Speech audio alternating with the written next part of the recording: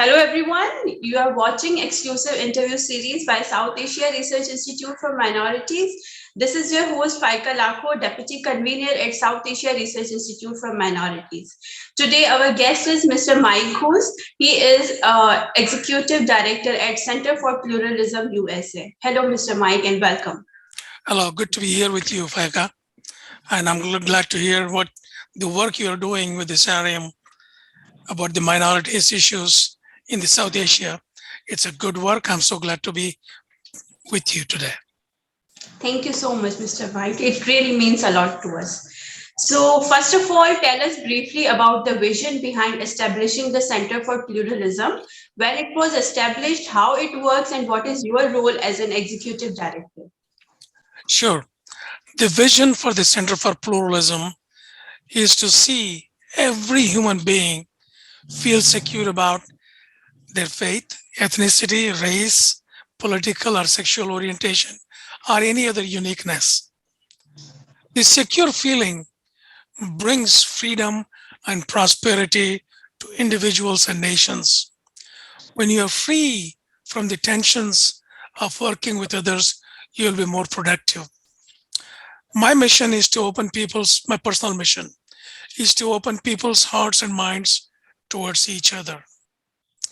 What triggered the establishment of the Center for Pluralism was the denial of membership in a respected organization called Thanksgiving Square in Dallas in 1996. The reason given to me, they were all my friends. The reason given to me was they did not have a pigeonhole to fit me in. Either I have to be a Hindu, Muslim, Christian, or the other. They didn't have a spot for an agnostic person, and I was agnostic most of my life. I decided that it was time for an organization to include every American. Thus, the Center for Pluralism was established in 1996. We are a registered nonprofit NGO in the US. By the way, I chose to become a Muslim in 1999 and a very confident Muslim and give talks on Quran, Islam, and the Prophet. My role as president has been setting the mission, vision, strategic planning, and short-term and long-term goals for the organization. We're about pluralism, that is respecting the otherness of the other in religion, politics, society, and the workplace. Our role extends to human rights, religious freedom worldwide, and standing up for others. Our definition of pluralism is respecting the otherness of the other and accepting the uniqueness of each other. Our mission at the Center for Pluralism is to build cohesive societies. What is a cohesive society? A community or a nation where every member of the society feels secure about his or her faith, ethnicity, culture, political, or sexual orientation. The scope of our work, Faiqa, is standing up for the human rights and religious freedom of people across the world. Practices, teach, write, speak, and do workshops in religion, politics, society, and workplace pluralism. Our strategy is to bring individuals and communities together who are different and opposites as frequently as possible. Everyone from atheist to Zoroastrian is part of our programs. We make sure everyone is part of attending the events. The more we learn about each other firsthand, the fewer the conflicts. Our website is centerforpluralism.com, and you can see all the information right there. It is about different faiths, cultures, politics. That's about our strategic planning and what I do. Glad to know it, Mr. Mike. My next question is, the vision of Center for Pluralism also include the conflict mitigation and goodwill nurturance. Tell us how you strategize to achieve this vision. Well, conflicts are born because we don't know about each other. And whatever we know about the other is based on myths or falsities. My role model is Prophet Muhammad, peace be upon him, and every action, his action, was embedded with this dual goal of conflict mitigation and goodwill nurturance. I have identified 15 such acts of the Prophet, and his way of doing things shapes my attitudes. Everything he has done has the dual goal of conflict mitigation and goodwill nurturance. I can maybe some other time I can go with all the 15 acts that he did, how it helps the society. My strategy is whenever there is a conflict brewing, I meet the people head on, of course, politely, and have a conversation with the conflicting parties. Once they hear each other out, all of a sudden, they realize they don't have a conflict. Depending on the time you have, I can cite the examples of the Prophet in setting up the Aswad in the Kaaba. I watched one of the shows I have watched about 4 different times is called The Golden Girls. I don't know if you see that in Pakistan. In that show, there is one scene. 2 sisters refuse to talk with each other. The younger sister was angry with the older one because she thought her older sister had kissed her husband. This went on for about 15 years. They did not want to see each other, talk with each other. One day, her daughter pulls both the sisters and insists on them to share the conflict. What is it that they don't like about each other? When her mother tells what happened, the older sister comes unglued. She jumps and tells her that it never happened. I never kissed your husband. Suddenly they realized that their battle was based on gossip or myth, and all of a sudden, after 15 years, they come back together. This is the strategy. This is what happens among family members, between the nations, whether it is India or Pakistan or North or South Korea. This is what happens. We go by the myths rather than the facts. I have dealt with almost all the people on the right wing in the United States. You name it, I have met him or her. The most successful achievements was with Sean Hannity and Stuart Varney. Sean Hannity used to bash Quran every day. After I met with him, gave him a copy of the Quran and told him how to read a verse. For example, he says, kill the infidels wherever you find them. And I asked him to read 3 verses before, 3 afterwards. Once he reads that, all of a sudden his attitude changes and he has quit bashing the Quran. He was number 1 talk show host in the United States. Stuart Varney was number 2. He was announcing on the show about Muslim terrorists all the times. And I sat down with him, gave him some examples about what New Yorkers and Dallas people have. And all of a sudden, he decided not to call Muslim terrorists anymore. And he announced it on his TV show. I have worked with several people, including the Quran bashing and the Quran burning Pastor Jones. I have dealt with him and brought to final resolutions. And these are the various things that I do. Thank you so much, Mr. Mike, for sharing these very inspiring examples of yours. My next question is that, as you are an expert who talks about pluralism, tell us what is your idea of applied pluralism?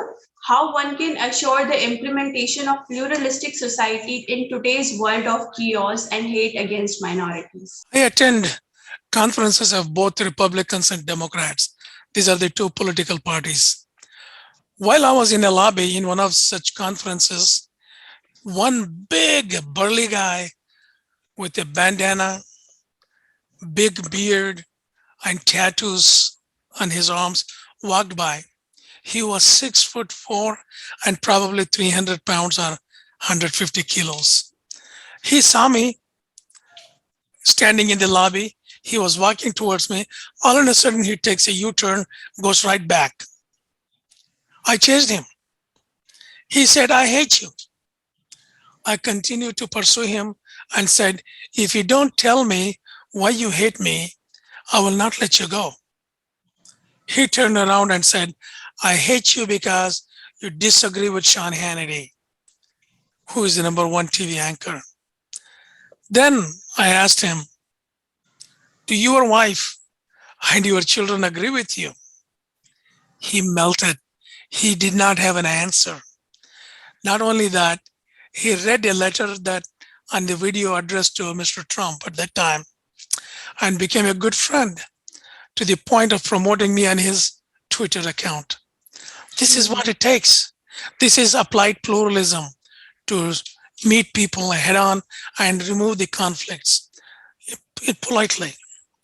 Applied pluralism is taking the idea of respecting the otherness of the other to mitigate conflicts and nurture goodwill. And that's the simplest thing I can say.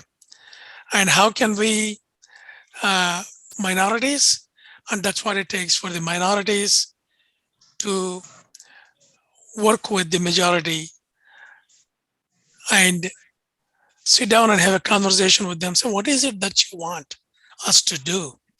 There are certain things we can do, certain things we can change, but we cannot change our belief, our faith, our culture. So that's what it takes, sitting down and having a conversation. You are very much right, Mr. Ghouse, and thank you for sharing this. My next question is that as the cruelties against minorities are increasing every passing day due to territorial disputes in South Asia, we have observed discrimination against minorities, including Muslims, Christians, and Dalits. What are your thoughts on developing a South Asian level commission to eradicate these inhuman acts against minorities? Okay, a commission is always a good idea. It needs to be based on Nelson Mandela's Truth and Reconciliation model of South Africa. Are you familiar with that? I know somehow about that. Okay, it's a good model to look at. Such commission must have the authority of the government to implement it. If you recall, President Jimmy Carter, way back in 1979, locked up Anwar Sadat and Menachem Begin in Camp David and said to them, "Until you two guys come up with a peace plan and sign it, I will not let you out of the room. You will not even get the food until you come up with a solution." He locked them up in the room at Camp David. And of course, you know the peace accord between Egypt and Israel that took place. It took Jimmy Carter to take that step, bold step. In the case of India, the dirty politicians some 100 years ago sowed the seed of hatred that Muslims and Christians do not belong to India. To give legitimacy to their claim, they cooked up stories that Aurangzeb will not eat his lunch until he sees a few chopped up Hindu heads in his backyard. There is a lot of false information out there. What is needed is for people to sit down with the extremists among Hindus and find out what is it that they want. How can we all live together, focus on jobs, food, clothes, rather than fight with each other? It is a process. It will not happen at once, but it will take a lot of time to achieve that goal. I think it can be done. If Ireland and England, they fought for centuries, can come together. Indians among India can come together. India and Pakistan can come together. So that's what is needed, to sit down and have a conversation about what can be done about it. What is it that you want? What is it that I want? What are my limits? How much I can give in? How much you can give in, for the purpose of having a good life for every Indian in case of India. You're very much right, Mr. Mai. Tell us, what are your thoughts on gradual rise of religious radicalism and genocide of Muslims in South Asia? What are the causes and reasons behind the hatred for minorities, including Christians, Muslims, and Dalits? Once again, religious radicalism is based on myths. The truth is, extremists are a few in number, but they make so much noise that some think that it is the truth. Even Muslims fully don't comprehend Islam. They go by what is dished out to them by some scholars in the 10th and 11th century. They have lied to Muslims, and Muslims have tend to believe in that. That is a whole another subject I can go. Same thing with Hindus, and same thing with Christians. We have come to believe what was dished out to us without facts, without proof from the Holy Scriptures. The truth is, extremists are few in number, and that is the good news. One of the causes is that Muslims ruled India, the majority of Hindu people. A tiny bit of Muslims ruled the majority Hindus, followed by Christians, the British. The politicians created false stories about them. What they need to see is that Muslims and Christians, after the independence in 47, should not be punished for the presumed acts of the kings in the past. Dalits are a different story. They have endured humiliation and oppression throughout India's history. Some believe it is a caste system of Hinduism. I tend to believe that it is not Hinduism, but the rotten culture that has evolved over a period of time, the culture of caste. Indeed, Dr. Ram Punyani, one of the scholars in India, he speaks well on the topic. He said all that kings fought with each other, be it Muslim, Hindu, or others among themselves. Hindu kings fought among themselves. Muslim kings, Khilji defeated Sher Shah Suri in India, and it goes on. And Sikhs defeated each other. So it has nothing to do with Muslim kings defeating Hindus. It is kings defeating themselves. To that, let me add, it is not a king, there is not a single king in the history of mankind who said to his neighboring king that he will peacefully take over his kingdom. I'm going to take your kingdom. May I have it, please? And the other king must have said, please take our kingdom. It has never happened in history. The only purpose the rotten kings of the past was to expand their territories, loot the wealth of the next door neighbor, and also harass and abuse the women of the next door neighbor. And it was always happened with wars. There was no peaceful takeover of any country. It is always with wars, taking their women and wealth. Hindu kings have killed other Hindu kings. So did Muslims, Christians, and other kings. We need to boldly communicate this idea to the misguided Indians. If we don't stop this, India will go through a genocide of bigger proportions than the Holocaust. There is already calls by Hindu Sansad, that is a Hindu group, sannyasis getting together in Allahabad, which is Prayagraj now, and New Delhi, or Haridwar, to kill 2 million Muslims. What are we doing about it? We're doing our share of the work as Indian Americans in getting the Biden administration to speak up. We have written letters to the CEO of major corporations, senators, congressmen to speak up. If you want India to be our reliable ally in business and defense needs, we need to pull Prime Minister Modi out of the gutter and follow human rights and religious freedom on par with the United States. The right-wing Indian lobby, I will not call it Indian, as it does not represent the majority of the Indians. The right-wing Indian lobby has gotten Biden and he will not speak out. Shame on Biden. Biden is gutless. All Biden has to say is this: we have written to him. I have written to him. All Biden has to say is this: look, Mr. Modi, India is our ally, and we want it to be a solid nation for us to count on it.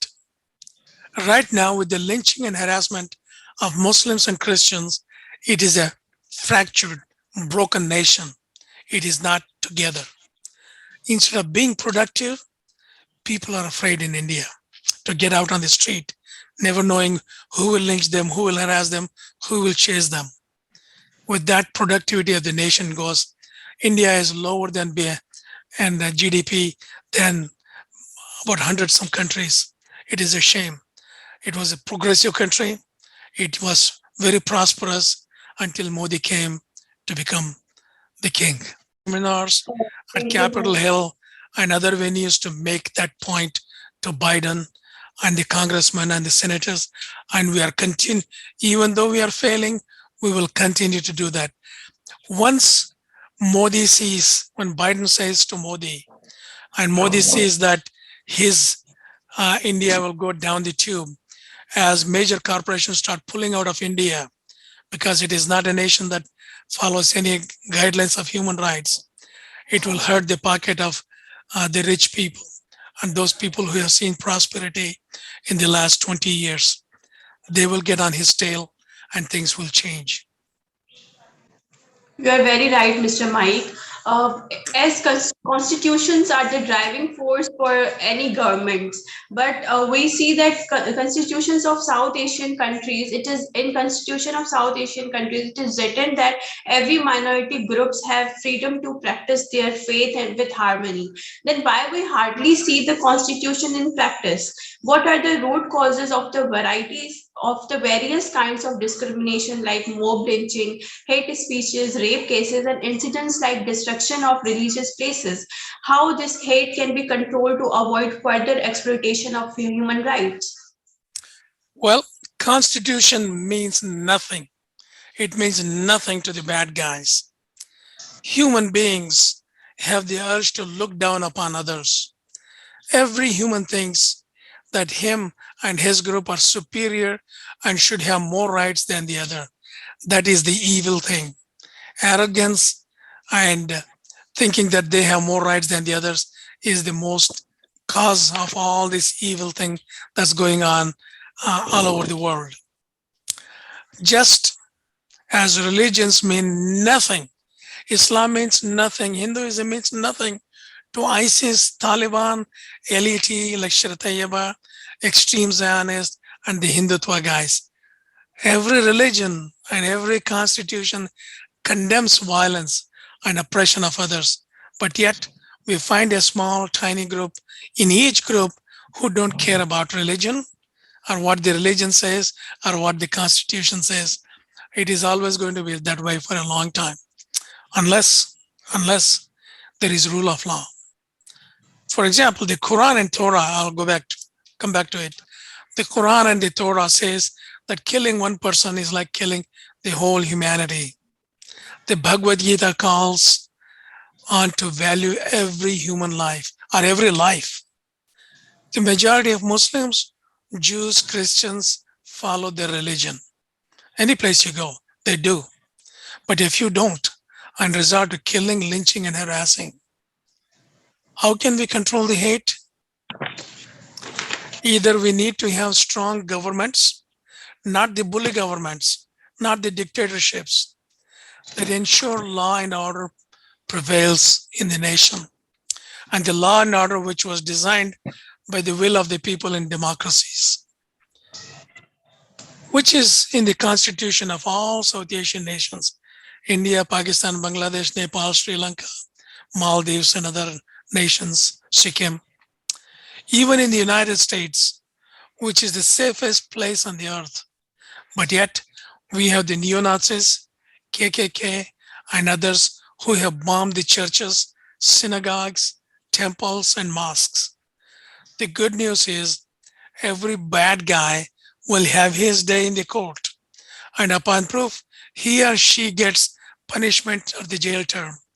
And that is the reason the United States has been a prosperous, successful nation, because we don't worry about who is a Muslim, who is a Christian, who is a Jain or a Hindu. We worry about how can we bring more food, how can we live a better life. That's our focus because we don't have those tension. If we get a strong leader like Jawaharlal Nehru in India, or Ayub Khan in Pakistan, and Mujib in Bangladesh, who can push to follow the rule of law, we can we can hope for better saving minorities, lynching to be stopped. It can be done, but we need a leader who has got the guts, or they say, who has the balls to take a stand. But every politician is afraid if he or she takes a stand, they may not get elected. They should not be get elected, that kind of people. Thank you for sharing this, Mr. Mike, and that's very true, I must say. My next question is, do you think that COVID-19 has aggravated the already difficult situation for underprivileged minorities, especially in South Asia? Yes, definitely. The majority of people are underprivileged, and they don't even have bathroom facilities and live in jhonpadies, kache ghar. Several of them in small jhonpadies, say 10 by 10 or 5 by 5, 6 or 7 people live there, cook there, take baths. What a shame. The government paid don't attention to them, and that aggravates the conflict, the COVID-19. And I think the government should take note of this, because if somebody in a jhonpadi gets COVID, COVID does not prejudice like the politicians. COVID, the next person gets the COVID if I have it. If the person in jhonpadi has it, the rich people will get it. They may save themselves, but they will get it. So it is the responsibility of the governments to make sure nobody has got that disease, not COVID, because if it has one has got, other will get it without anything. Yes, it has become very difficult for the underprivileged. I feel for them. I feel their pain. They have no jobs. What do they do? India had a high employment. Now India, we got the lowest employment in 45 years. People don't have jobs. They resort to violence. They resort to hitting each other, because hate is the only thing that helps them get over the problem temporary, but in actuality, it aggravates them further. Yeah, government really needs to take actions over all these issues. Yes. My next question is that social media is a medium for providing useful information. It has been widely used to outspread the hate against minorities in South Asia. It also plays a very significant role in persecution. Please recommend some possible techniques and strategies to address the problems of religious freedom and the spread of hate speeches on social media. Yes, the Modi government, not India. India is a beautiful country. For 5,000 years of history, India has been a great country, and it will be always a great nation. There was a song called Sikandar bhi aaye, Khalandar bhi aaye. So I added Indira bhi aaye, Modi bhi aaya. Na koi raha hai, na koi rahega. Mera desh azad hoke rahega. Yes, Modi government can be called a shameless government. The Home Minister Amit Shah has announced several times that he can get any gossip, rumor, or message within a few minutes to millions of Indians. The BJP has created an IT cell whose sole work is to spread falsities and misinformation. WhatsApp is the ugliest of all social media because it is not monitored, it is private. The best thing, the best strategy is to take the social media and the culprits to the court. The laws are there in the constitution to prevent hatred. But Muslims, Christians, and Dalits have not resorted to taking them to the courts. Facebook, WhatsApp, Twitter must all be taken to the courts and slap millions of dollars each case on them. When they start losing their profits, they will come to senses. That is what it takes. Sue these guys. They're ugly guys. They're criminals. For money, they will do anything. Once they lose money in cases, battles, millions of dollars, not pennies, they will come to senses. And the rich among Muslims, Christians, and Dalits don't want to mess with it. What we need to inform these idiots, sorry to use the language, at the end, everyone will pay a price. They did not spare Shah Rukh Khan. And Shah Rukh Khan, Amir Khan, and all the rich Muslim guys, rich Hindus, rich Dalits and Christians, they need to put money in building cohesive societies, bringing harmony to the society. That way, their own tail will be saved in the long run. If they don't do it, they will pay for it. Everyone will pay for it at the end. They need to spend their wealth and improve promoting social harmony. If not, they will be the targets of hate someday. And I hope they do, because it will teach them a lesson that we can't gobble up money. We have to invest back in the society for our own security in the long haul. Your suggestions are very valuable, Mr. Mike. Thank you for sharing that. As you know, that South Asia Research Institute for Minorities is a regional platform which aims to highlight the issues of minorities and invite experts to talk on empirical solutions for bringing peace in the region. We also hosted an international conference back in 2019 with the speakers from all over the world. Would you want to join us in Pakistan for our next gathering if the global pandemic situation will uphold? Yes, I'll be happy to join such a gathering and speak on how to build cohesive societies where every human can feel secure about his or her faith, race, ethnicity, culture, whatever uniqueness he or she has. We need to speak boldly and not mince our words. And this is what happens in conferences. They mince their words. They don't speak boldly.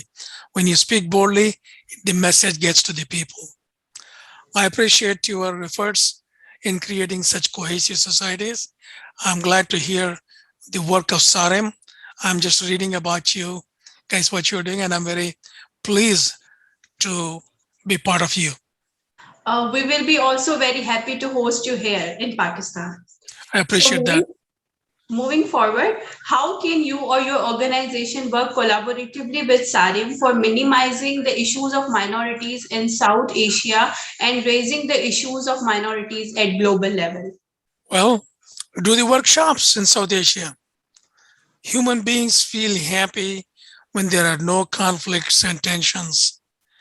Faiqa, you may have watched the movies, just about every movie you watch. People cheer when the villain gets beat up at the end, or when the family members come together and friends come together, people feel happy about it. This is what human nature is. And people who are doing the wrong things are lost. We need to bring them back into the fold, show them how happiness can come to them and us and everyone by working together. Workshops is the way to do it. Yeah, that's very right. And finally, I want to ask that what steps are taken by Center for Pluralism so far to control minority right issues and discrimination and raising the issues of minorities at international platforms? How far have you achieved your goals and what are your future plans in terms of growing Center for Pluralism? We have achieved many of the goals that we have set about doing it. And it's a joy to see that when people attend our conferences, we have 3 flagship events every year. We've been doing this for some 17 years. Holocaust and Genocides, Festival of Faiths, Thanksgiving, Unity Day. These are the model events. We bring people from every faith and race and tradition, from atheist to Zoroastrian and everyone in between. And what we have found is when they walk out, some of them had never seen a black person, had never seen a brown person, some white people had never seen people like me. When they come to these events, when they see each other and feel they're all humans like me, all of a sudden they walk out with less prejudice against fellow humans than they walked in. We have done a lot of feedback, we have done a lot of interviews on that, and we do some workshops where all the religions are taught, and we give verses from the Quran, Bhagavad Gita, Bible, Torah. And one lady who hated Muslims and Islam, we gave her the scripture from Quran.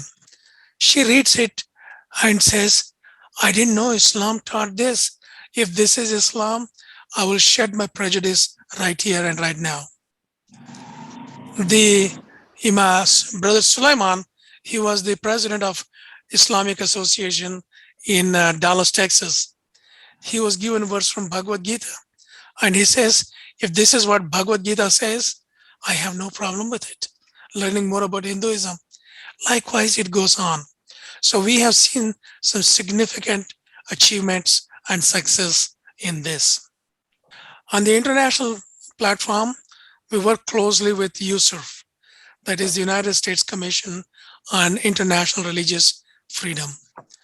The IRF, that is International Religious Roundtable, the Liberty Committee of the United States, the Ambassador for Religious Freedom at Large.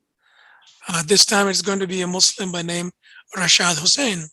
He goes around the world to monitor religious freedom issues. Maybe when he comes to Pakistan, I'll make sure he calls on you and meets you.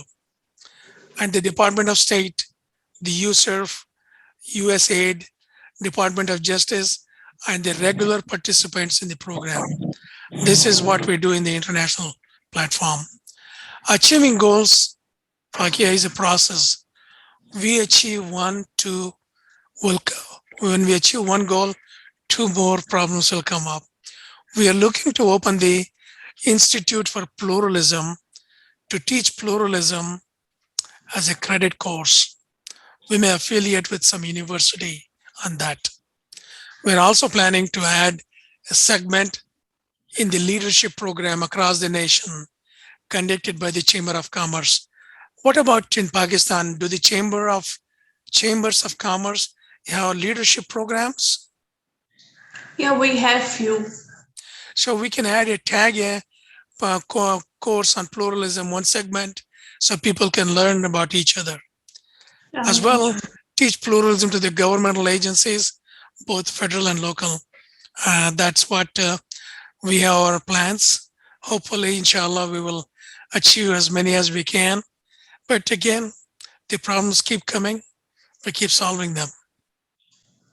Thank you so much, Mr. Mike, for sharing your future goals and all about your organization's achievements. And good luck for your future goals and future endeavors. With this, I am ending the interview here, and thank you so much for your time and for your insightful conversation and insightful ideas that you shared here with us. And by the way, the website is centerforpluralism.com. If somebody wants to reach out to me, they can go to the website centerforpluralism.com. Sorry, continue, please.